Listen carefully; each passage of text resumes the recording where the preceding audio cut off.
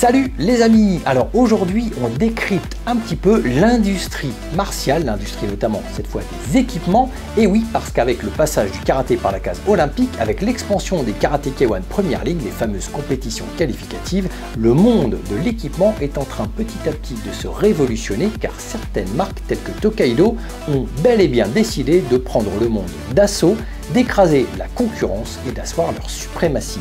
C'est très intéressant à décrypter, on voit ça ensemble, c'est parti.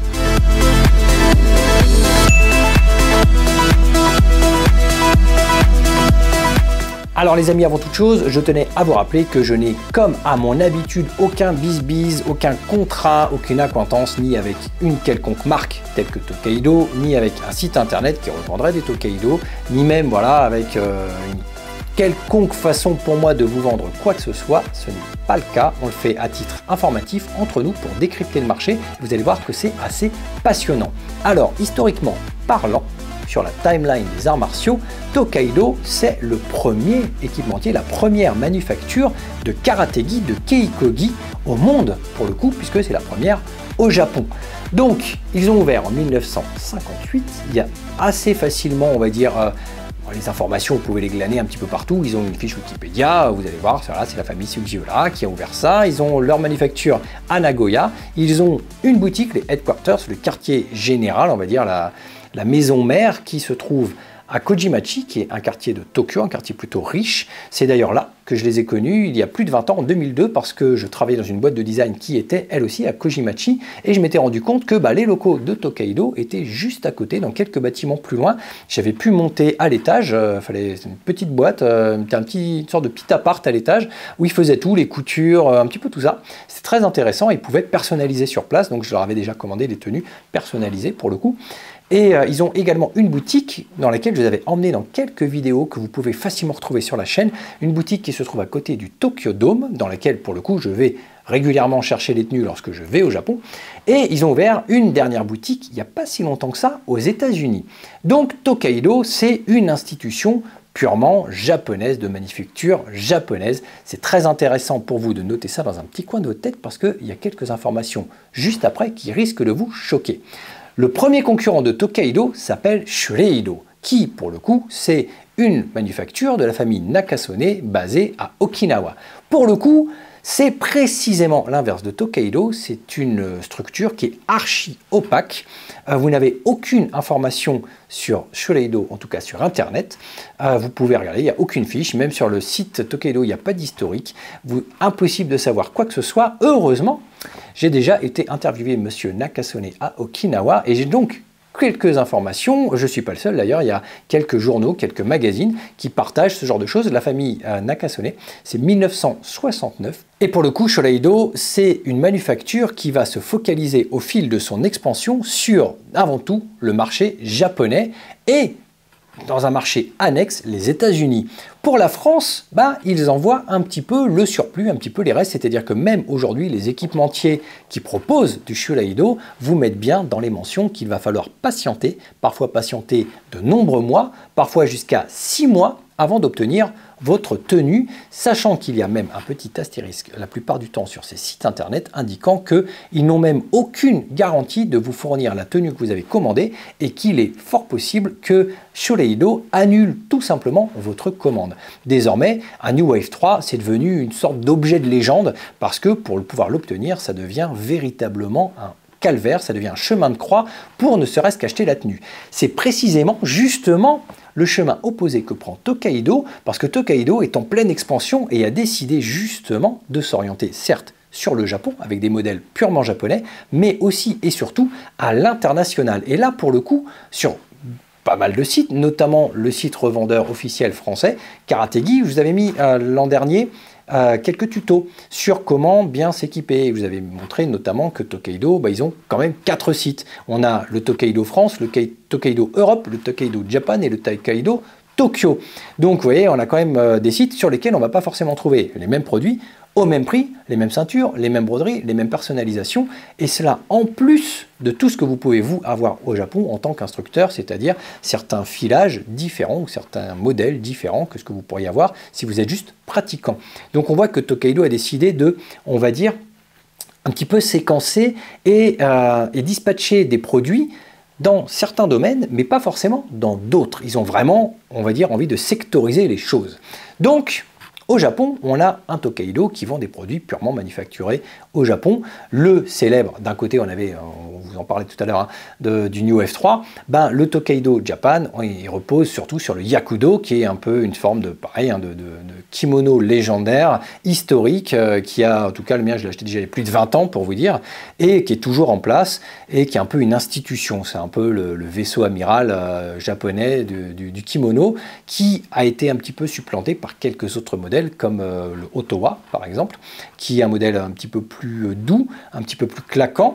On en reparlera beaucoup plus tard dans d'autres tutos, mais en fait ils se sont légèrement diversifiés au Japon, mais ils ont surtout décidé de blam, allez, on va faire autre chose pour le reste du monde. Et aujourd'hui, sur des sites de revente tels que karategi.fr, le revendeur officiel de Tokaido en France, vous avez jusqu'à 25 modèles adultes différents, complètement barges, dont 16 modèles, voire plus de 16 modèles, uniquement pour le kata. C'est-à-dire que vous êtes kataman, vous avez envie de vous prendre un modèle kata, et là, vous avez une déferlante, et vous vous dites, mais comment je vais faire pour trouver le modèle qui me correspond? Alors un modèle, certes, évidemment, il y a le tarif, hein, on a entre 100 et 330 €. Donc la fourchette est large, mais vous vous dites, ça commence à partir dans tous les sens. Donc regardez un petit peu la surenchère de ce que peut proposer aujourd'hui Tokaido sur les sites internet. On a bien évidemment les modèles classiques, le Nisaka, le Sochin, le Tsunami Silver, le Tsunami Gold, le SAO, le SAW, le RAW, le TSA, donc notre fameux Yakudo, le Bujin, le Hayate, mais on a également toute la catégorie des Katamaster, c'est-à-dire la gamme des Katamaster classiques, les Katamaster Pro, le Katamaster Athlétique, le Katamaster Japan, le Katamaster Tokyo, le Katamaster Mix, le Katamaster Première Ligue avec justement toutes les écritures Première Ligue, plus les Katamaster Junior, et vous avez les mêmes types de gamme pour le Kumite. Autrement dit, ils ont inondé le marché afin de pouvoir, en tout cas, avoir une expansion à l'international. Et là où c'est extrêmement intéressant, c'est qu'on se rend compte, justement, lorsque, par exemple, on achète un Katamaster athlétique, que la tenue n'est plus manufacturée au Japon, ce qui est complètement invraisemblable pour justement une manufacture qui se veut historique et purement japonaise. C'est-à-dire que vous allez acheter une marque, qui est quand même une marque extrêmement réputée, pour la qualité de son tissage et on va dire, on en a parlé un petit peu la semaine dernière avec Est-ce que l'habit fait le moine, et ces rapports et ces enquêtes universitaires très intéressantes. Là, on voit que justement, on va vouloir acheter une tenue purement japonaise, et non seulement c'est fabriqué au Pakistan, mais en plus, le site internet n'en fait pas mention. Aucun site internet, même sur Tokaido, ne fait mention que c'est fabriqué hors Japon. Par contre, sur les tenues fabriquées au Japon, c'est écrit que c'est fabriqué au Japon. Or, sur les autres tenues, ils n'ont rien mis. Donc, soudainement, on peut être extrêmement surpris. À un tel point que j'ai fini par contacter une connaissance, pour le coup, que je contacte assez régulièrement lorsque je vais au Japon. C'est ni plus ni moins que le grand patron de Tokaido Japan et le responsable des ventes, pour le coup, à l'international, lorsque moi je lui fais des commandes, c'est Dan Cook, la personne avec qui je converse, qui me prépare mes tenues et qui est responsable des stocks au Japon. Et là, l'échange est lunaire. Parce que non seulement je lui dis, mais tu te rends compte que si on prend en compte toutes les tenues, parce que la liste que je vous ai faite, c'est hors des tenues, par exemple comme le SSA, l'Otowa, qui sont des tenues purement japonaises. C'est-à-dire qu'on a déjà plus de 25-26 modèles uniquement en Occident sur les tenues qui sont disponibles en Occident, donc en France. Mais il y a aussi tous les modèles que l'on peut acheter directement au Japon. Donc on a en fait plus d'une trentaine de modèles rien que pour adultes. Je lui dis, tu te rends compte qu'aujourd'hui Tokaido, rien que pour les adultes, on a déjà plus d'une trentaine de modèles et presque une vingtaine de modèles uniquement si on est un adulte qui souhaite faire du kata. Et là, sa réponse, ah bon? Il dit, bah non, on a 5-6 modèles comme d'habitude. En fait, ils ne le savaient pas.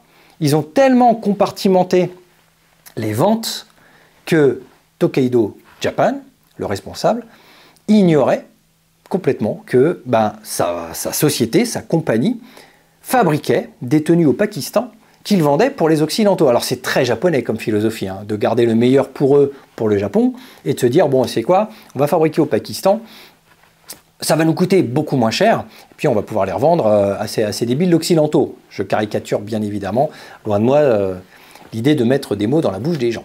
Donc, pour vous dire qu'on a le même rapport aussi avec Shureido, qui souhaite se focaliser sur les ventes Japon, sur les ventes externes ensuite États-Unis, et le reste, bon, s'il y a des restes, quoi, on les envoie, mais sinon c'est pas la priorité, c'est très loin d'être la priorité. Et bien là, Tokaido a franchi un cap qui est complètement historique, puisque le premier équipementier japonais qui assurait que ces tenues étaient du 100% Japon, comme celle-ci, voilà, ben, désormais c'est du Pakistan.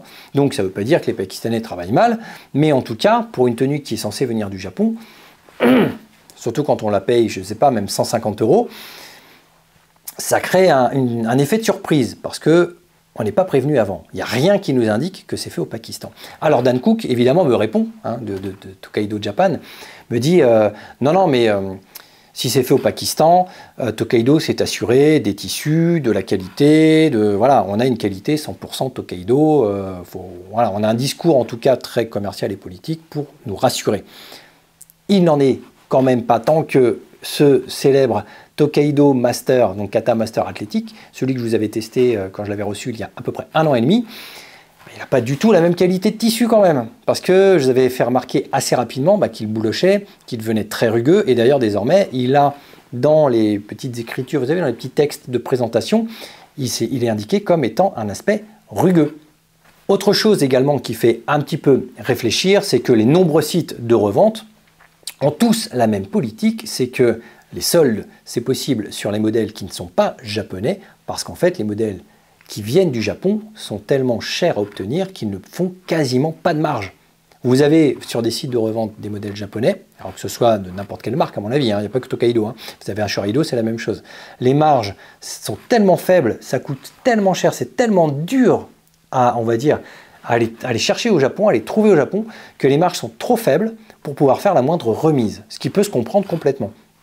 Mais ce n'est pas le cas pour les tenues qui viennent du Pakistan, ou qui viennent, pour les tenues en tout cas, les autres tenues, pour les occidentaux, où là, visiblement, il y a quand même une plus grande marge, ce qui veut quand même dire que les tenues sont quand même beaucoup moins chères à produire.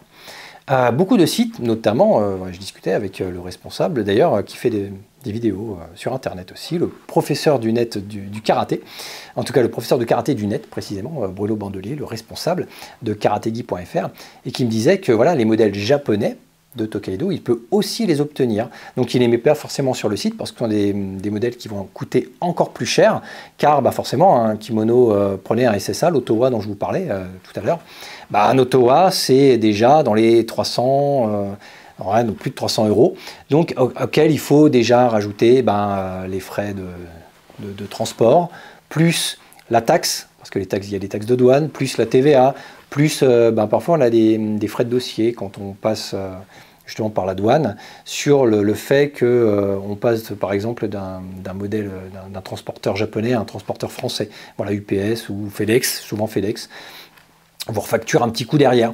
Donc ça ajoute, et finalement on a des modèles qui seraient dans les 400 €, et avoisinant les 400 €, il y a beaucoup moins d'acheteurs malheureusement évidemment, mais c'est quasiment le prix. Comme moi, qui m'a dit l'Otowa, je peux l'avoir à 390, oui, c'est le prix grosso modo auquel moi je l'aurais en l'achetant sur le site internet. Donc j'ai plus vite fait de le commander au Japon et d'aller le récupérer pour m'éviter les frais de transport, les frais de douane, les frais de taxes. Et donc tout ça pour vous dire que si la concurrence se contente de faire entre 5 et 10 modèles, à Shureido en Occident, en France on a 6 modèles de dispo globalement, entre, allez, si vous avez beaucoup de chance, vous avez peut-être un modèle en stock, sauter dessus. Sinon, il faut attendre quelques mois, entre 2 mois et 6 mois de dispo, avec parfois, donc, comme je vous disais, certaines mentions sur les sites internet qui vous disent que possiblement la commande sera annulée.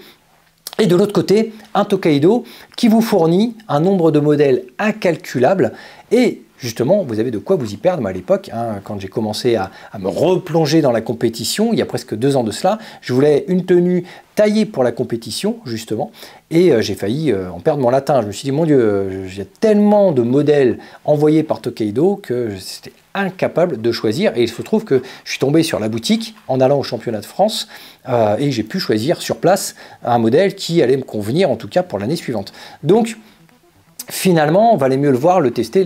Voilà, si vous avez la possibilité de faire ça, c'est bien. De plus en plus de sites internet vous proposent d'envoyer, vous essayez, vous renvoyez si ça ne va pas, mais c'est toujours une manipulation un peu compliquée, surtout que vous ne pouvez pas non plus en commander 10 et puis en envoyer 9. C'est très compliqué.